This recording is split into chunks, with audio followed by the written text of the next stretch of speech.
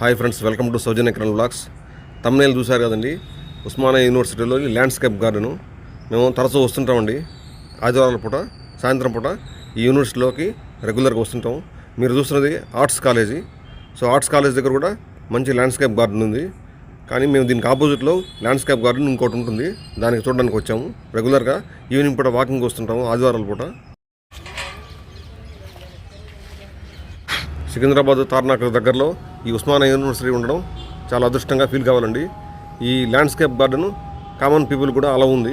ఒకప్పుడు యూనివర్సిటీలోని స్టూడెంట్స్కి మరియు లెక్చరర్స్కి మాత్రమే ఈ అవకాశం, వాళ్ళ స్టాఫ్ మాత్రమే అవకాశం ఉండేది. కానీ దీని తదనంతరం ఇది అందరికీ అనుకూలంగా చేశారు. సో రామంతపూరు, ఉప్పలు, తార్నాక, హబ్సిగూడ, సికింద్రాబాద్ పరిసర ప్రాంతాల్లో ఈ యూనివర్సిటీకి వచ్చి ఈవినింగ్ పూట సరదాగా గడుపుతుంటారు. మీరు చూసారా, ఇక్కడ మార్షల్ ఆర్ట్స్ కూడా నేర్పిస్తున్నారు. సో సాయంత్రం పూట ఎంత సరదాగా ఉండాలనుకుంటే అంత సరదాగా ఉండొచ్చు ఇక్కడ. అదేవిధంగా ఆర్ట్స్ కాలేజ్ ముందున్న ల్యాండ్స్కేప్ గార్డెన్ కూడా చాలా బాగుంటుంది.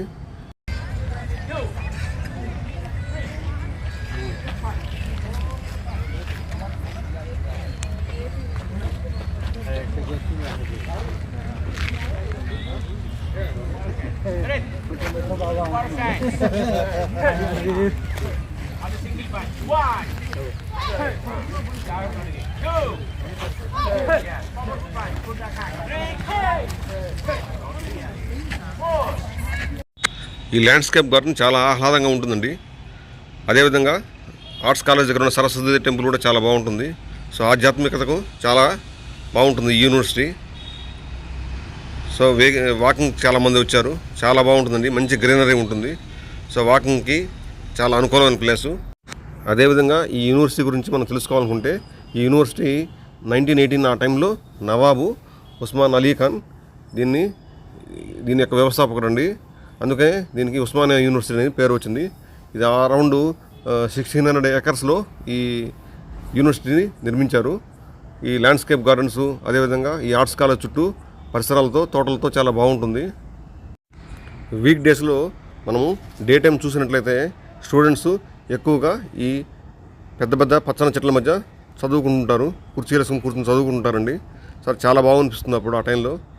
సో డే టైంలో ఎక్కువగా స్టూడెంట్స్ ఈ చెట్ల మధ్య కూర్చొని చదువుతూ ప్రిపేర్ అవుతుంటారు ఎగ్జామ్స్కి. చాలా బాగా అనిపిస్తుంది ఈ విషయంలో. ఈ ల్యాండ్స్కేప్ గార్డెనే 35 ఎకర్స్లో ఉంటుందండి. దీనికి ప్రధానంగా ఒక 5 గేట్లు ఉంటాయి. మెయిన్ రోడ్ నుంచి ముందుకు రావచ్చు.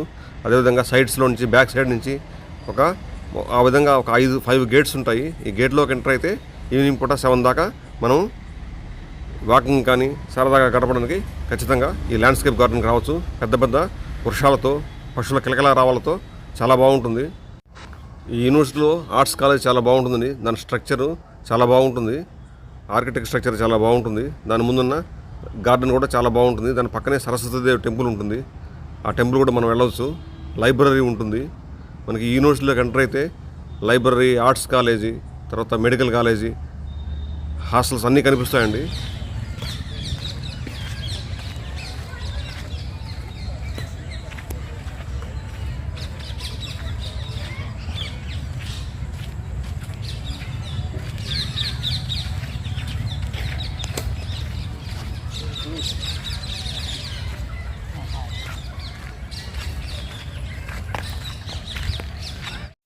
ఈ వీడియోకి తప్పకుండా ఒక లైక్ ఇవ్వండి. కొత్తగా చూసినట్లయితే మా ఛానల్ని సబ్స్క్రైబ్ చేసుకోండి. సో ఈ వీడియో చూసినందుకు ధన్యవాదములండి. Thank you very much.